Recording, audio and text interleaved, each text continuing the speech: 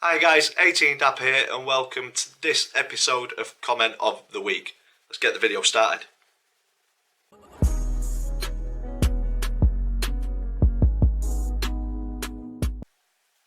So guys, we're back after a couple of weeks off with these videos, back with the routine, back with the structure. So Comment of the Week will be coming regularly as it was before the 2-week break. Just got a little bit too busy over Christmas to keep up with all of the videos, a couple of match day vlogs and things. So this one is going to be a quick overview or a quick look back at the last couple of weeks, a couple of comments from a number of videos across the festive period. On the festive period, I hope you guys had a very good one. I hope you've had a good start to 2020. So a big happy new year from myself and Vicky. She's somewhere in the house. As you may notice, voice is going a little bit, so please bear with me. We'll make it a nice, quick and easy one before I go on a coughing fit again. So the first comment comes in from Bailey Vicarage. This was on the Doncaster versus Sunderland match preview, and he said, keep up the good work with the videos, and I have a question for Comment of the Week. What is your best ever 11 players for Rovers that you've seen in a Rovers shirt? Great comment. What I will do is I'll link one of the previous comments of the week in the top corner of the screen. I went through an all-star Doncaster Rovers 11, or my best 11, a while back. I don't want to be repeating content where I can, but I will link that in the top corner of the screen. If you missed that, go back and check it out, and that would be my team of the decade. But good comment, just a little bit too late on that one to get a full video out of it. On to a couple of comments from the Doncaster versus Sunderland vlog. First one from Sam Wilkins, said, great vlog, Sunderland fans are the best I've seen since ages, but I got a question for Comment of the Week. Do you want Darren Moore out or in, and why?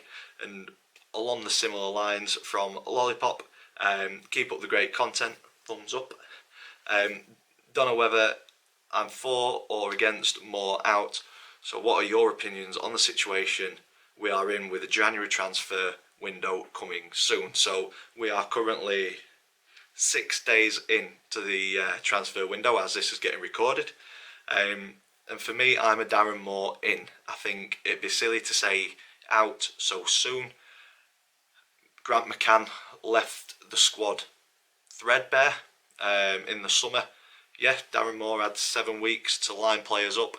The board had players lined up, and there was a number of times where the conversations were had in the media saying it's just about pushing it over the line, and then it didn't come over the line, and then we've ended up with substandard players. They've put the effort in games, but I think from what we did last season to this season, the expectations are a little bit higher from the fans, and we're just not performing quite as well as what we did under Grant McCann.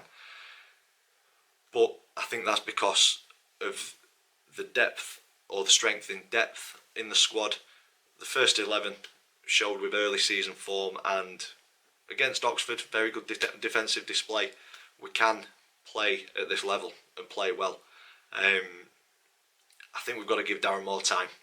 I don't think it'll be done by the end of January. I don't think the plan or the bigger picture will have been put together by the end of January. I think he'll need summer. So I'm going to be Darren Moore in until at least 10 games into next season. That is, unless he gets sacked before then. Who knows in football? But thank you for those two comments. As I said, I'm Darren Moore in for quite a while yet. And on to the final comment for this video. This is from Dean Botterill. He's featured in a couple of Comment of the Weeks before. This was on the Accrington Stanley match preview, so back on the 21st of December. That's when the game was played, so this will have been up a couple of days before. And Dean said, forgot to ask your opinion, Shag. Whiteman signs an extension to his contract. My personal opinion is if we don't get promotion this year, he'll be gone and we'll get more money for him. Hope I'm wrong, but Hull could be back in January for him, along with Huddersfield, plus several other teams are having him watched weekly.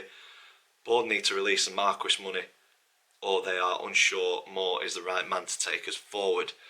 I think this is a great comment. I'm on the same page as you, Dean. I think Whiteman's extension and Tom Anderson's extension is future planning. I think if we don't get promoted, Anderson's a great defender. Whiteman's probably one of the best midfielders in the league. I don't think they'll be at the club next season if we're still in League One. Now, with a longer contract, that means a little bit more money for them. So, business-wise, it's a good bit of business from the Rovers board. And it's nice to see players getting extensions on contracts and kind of tying them down a little bit.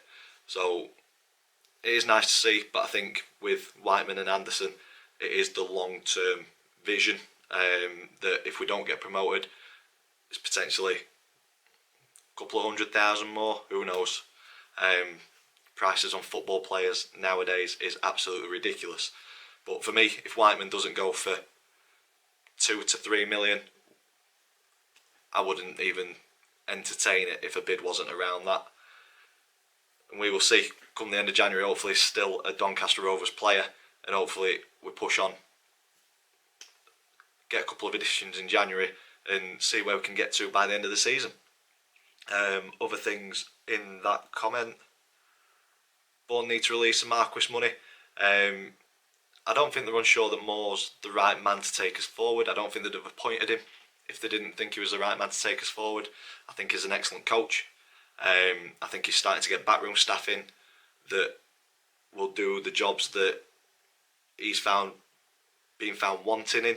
And what I mean by that is, in summer, the recruitment wasn't great. The players that we've got, as I've said earlier in the video, have done a job to a certain extent, but I for one aren't particularly happy with the standard of player that we've got in compared to last season. I would like to see more permanent deals, and the Marquis money, apparently it's gone towards branding. These are only rumours that I've heard. So the big signage on the stadium, part of that came from that revenue.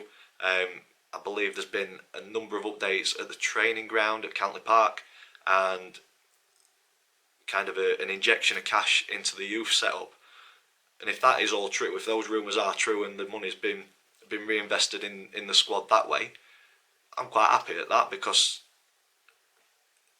rather than loaning these players in that have got the ability, hopefully we'll be able to pull his own players of that kind of calibre and that kind of ability and home grow that talent, and it means that we're more of a more sustainable club, which would be nice. And that's kind of the vision that the board keep on saying in the AGMs and things. So it wouldn't surprise me if the Marquis money no longer exists, and that it has been reinvested into the training ground and other facilities around the club. And if it has, fantastic. It'd just be nice to know, have a definite answer on that. But great comment. I've enjoyed reading through all of the comments over the last couple of weeks. There's been quite a lot. It took me a couple of hours to go through them the other day. Always try to like every comment, or at least reply to it. So keep them coming. Enjoy reading them. It's decent. And I will leave this vlog here. As I said, we're back into the routine, so these will be coming regular as they were before. So if you enjoyed this one and you've enjoyed the previous ones, big thumbs up for us please. Comments in the section down below. Subscribe if you haven't already. As I've mentioned in other videos, when we get to 2,000 subscribers, there will be a 2,000 subscriber giveaway, so keep tuned to the channel for that, and get anybody else subscribed who you know who hasn't. As always, thank you for watching. I will see you in the next one.